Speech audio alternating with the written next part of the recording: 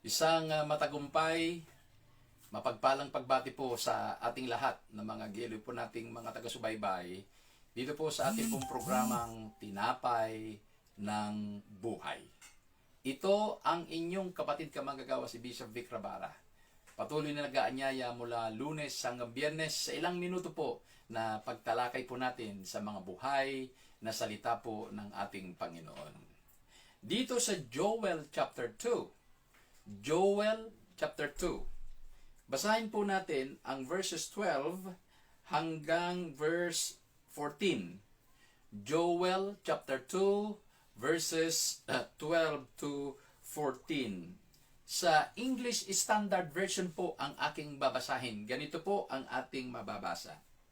Yet even now, declares the Lord, return to me with all your heart, with fasting, with weeping, and with mourning, and rend your hearts and not your garments.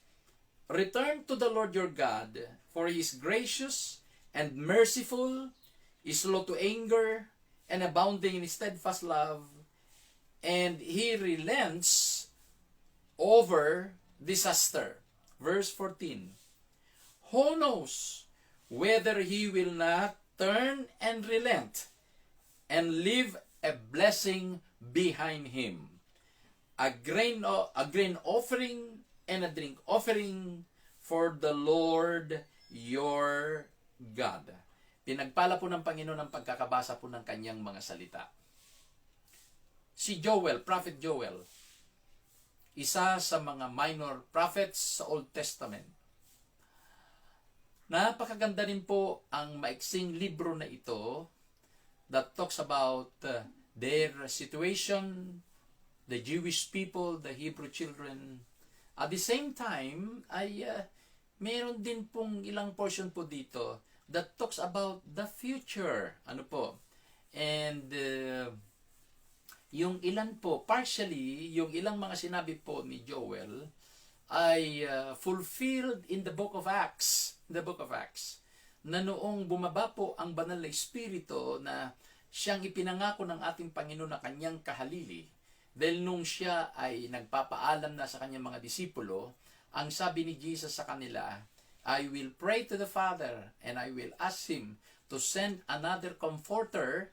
Yung another comforter na binabanggit is no other than the Holy Spirit to be with you and to remind you all things that I have spoken, taught you. Ang sabi niya. And so, nung dumating po yung Day of Pentecost na tinatawag po, Day of Pentecost, 50 days after the resurrection of Jesus Christ, dumating ang kapuspusan ng Banal na Espiritu, bumaba sa mga about 120 disciples ni Jesus Christ sa upper room. Ano po? At nagsalita sila ng iba't ibang wika nung sila ay napuspos ng banal na Espiritu. At ang mga tao po doon na nakapanood, doon na nakasaksi ay manghang-mangha po sila sapagkat yung mga napuspos ng banal na Espiritu ay nagsasalita ng iba't ibang wika na hindi naman ang kanilang wika, hindi nila wika, pero nasasabi nila. Halimbawa, ako Ilocano ako.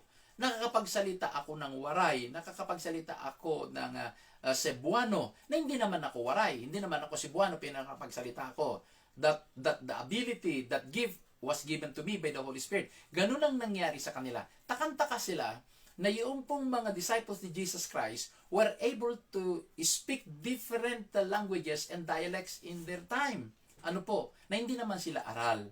Sa mangha-mangha sila. At tumayo si Pedro at ang sabi niya, itong nakikita, nasasaksihan, naririnig ninyo ay katuparan sa sinabi ni Propeta Joel.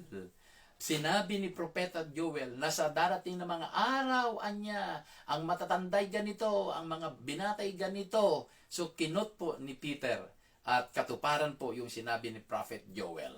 Dito po sa ating binasa, napakaganda because this is a call from God through Prophet Joel that the people of Israel should and must return to the Lord. Return to the Lord. Yung sinabi niya, sabi niya, return to me with all your heart. Dalawang beses ginabi salitang heart. Return to me with all your heart. And then in verse 13, rend your hearts and not your garments. Basically po, in the Old Testament, The heart is the center of man. The heart is the center of man. And so therefore, God through Prophet Joel was addressing himself to the very core, to the very center of man, and that is the heart of man. Ano po? The very heart of man, na dapat na magbalik loob sila sa ating Panginoon buong puso. At ang sabi dito, rend your hearts, punitin ninyo ang iyong mga puso, hindi ang iyong mga damit. Break your hearts. Ano po? Rend your hearts and not your garments. In other words, it is not a physical thing, but it is a spiritual renewal, a spiritual transformation of life, a spiritual regeneration. Hindi ito physical na pansamantala, hindi ito physical na temporary, kundi it is a spiritual matter. Napakahalaga. At ang sabi niya sa verse 13, return to the Lord your God. At sinabi niya dito yung mga attributes ng Panginoon. God is gracious, God is merciful, God is slow to anger, God is steadfast in His love. Grabe! Binanggit niya yung ilang moral attributes ng ating Panginoon. Napakasarap dinggin, napakasarap basahin.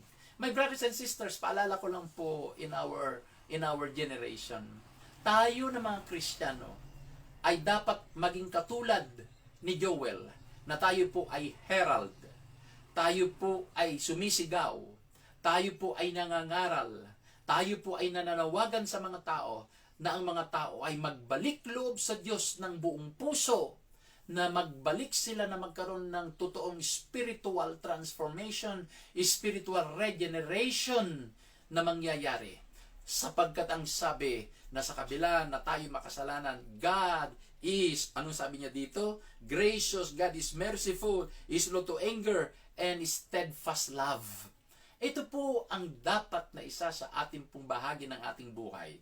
Wherever we are, wherever we go, tayo ay maging herald, tayo ay maging messenger, tayo ay nagpro-proclaim ng pag-asa sa mga tao na ating tinatawagan ang mga tao na magbalik loob sa ating Panginoon ng buong puso, magbalik loob sa Diyos ang mga tao, dahil ang Panginoon na inaririyan lang siya, mahabagin, ang kanyang awa ay naririyan, hindi basta-basta nagagalit, at ang katapatan niya magpakailanman.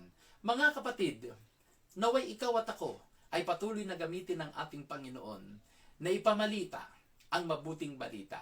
Nawa ikaw at ako ay patuloy na sumigaw sa mga lansangan, sumigaw sa eskwelahan, sumigaw sa ating mga paaralan, sumigaw sa ating mga opisina, sa ating negosyo, wherever we are, at sabihin natin, ang Panginoon ay naghihintay lang sa ating pagbabalik ng buong puso.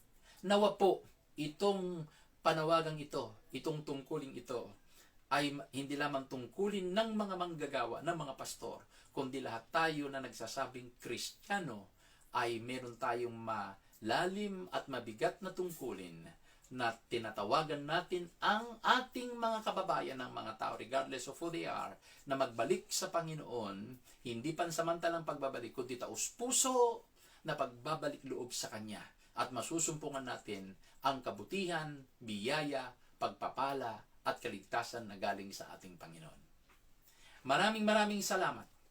At ako po si Bishop Vic Rabaray, patuloy na magpapaalala sa inyo, tayong lahat ay mahal ng Panginoon, at tayo po ay lubos na pinagpapala. Hanggang sa muli, ito muli po ang inyong kapatid, pansamantalang nagpapaalam, and shalom to everyone. Bye-bye po.